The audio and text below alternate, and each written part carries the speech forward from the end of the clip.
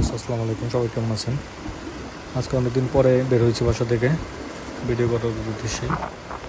তবে ভিডিও করার উদ্দেশ্যে বের হলেও গোপ্রোটা বেরোতে আমার আসলে মনে নেই। সো ফোন দিয়ে আজকে ভিডিওর কাজটা করে ফেলতে হচ্ছে ক্যামেরাটা বাসা রেখে আসার জন্য। আমি ভাবছিলাম ব্যাগে ঢুকাবো, পরবর্তীতে বাসা থেকে বের হওয়ার পরে দেখি ব্যাগে ঢুকাইনি, মনে নেই ক্যামেরাটা বাসায় রয়ে গেছে। সব আজকে ভিডিও অ্যাঙ্গেলটা একটু অন্যরকম হচ্ছে। গোপ্রো সাধারণত আমি হেলমেটে মাউন্ট করি, আর চেস্টে মাউন্ট করার যে ভিডিওগুলো ওগুলো আমার অডিয়েন্স কিছু কমপ্লেন করছিল যে এই ভিডিও যেতে এই অ্যাঙ্গেলে যেতে গোপ্রোর যে হেলমেট মাউন্ট ওটাই সুন্দর লাগে ভিডিও। সো আমি ওইভাবে কাজ করা ট্রাই করি।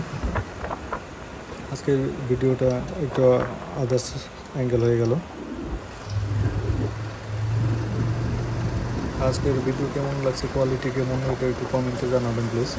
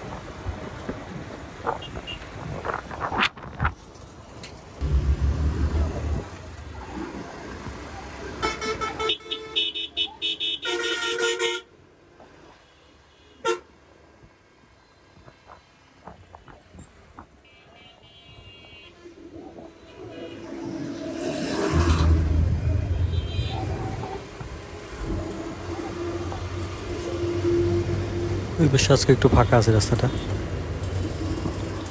বিকেল 4:30 বেজে গেছে অলরেডি। অটোগুলো যা গ্যাঞ্জাম করে রাস্তার ভিতরে, এইদিকে ওদিকে চেপা পেলেই ঢুকে যায়।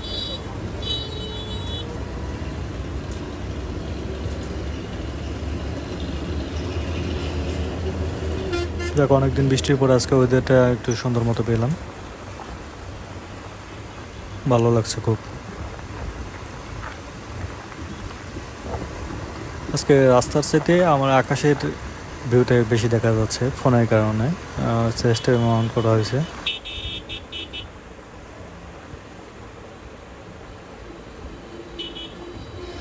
ভিডিও ভালো স্টেবল পাওয়া যাচ্ছে।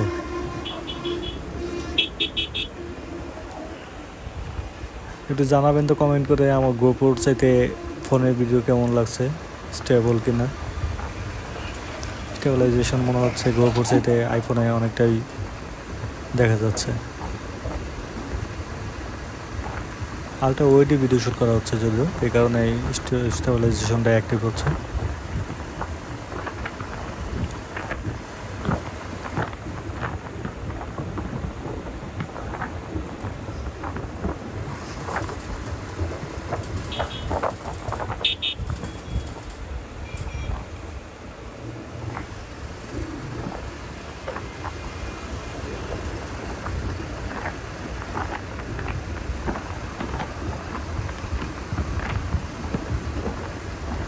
রিক্সাগুলো ডান লেনে চলতে হবে, ও বামের দিকে চলতে পারে না। আর ওটা সাইড দিয়ে তো auto rickshaw van motor cycle তো আছেই। রাস্তাগুলো ডিভাইড করে একদিকে সুবিধা হয়েছে আর একদিকে অসুবিধা হয়েছে। অনেক অ্যাক্সিডেন্টের ঘটনা ঘটছে, এরকম উল্টার দিক দিয়ে এসে মুখোমুখি সংঘর্ষ হয়েছে।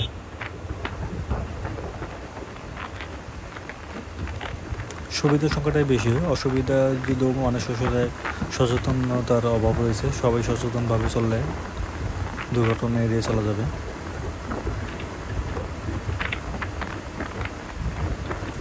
সূর্যের আলোটা আমার ক্যামেরার লেন্সের সরাসরি লাগতেছে।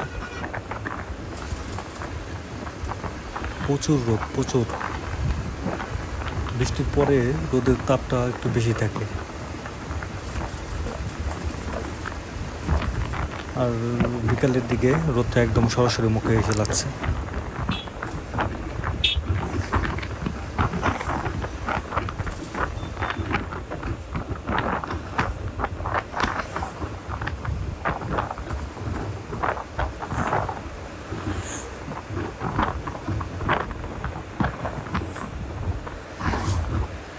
এই লেনগুলো ওভারটেক করে খুবই রিস্ক হয়ে যায়, কারণ ওপাশ থেকে গাড়ি কন্টিনিউ আসতেই থাকে।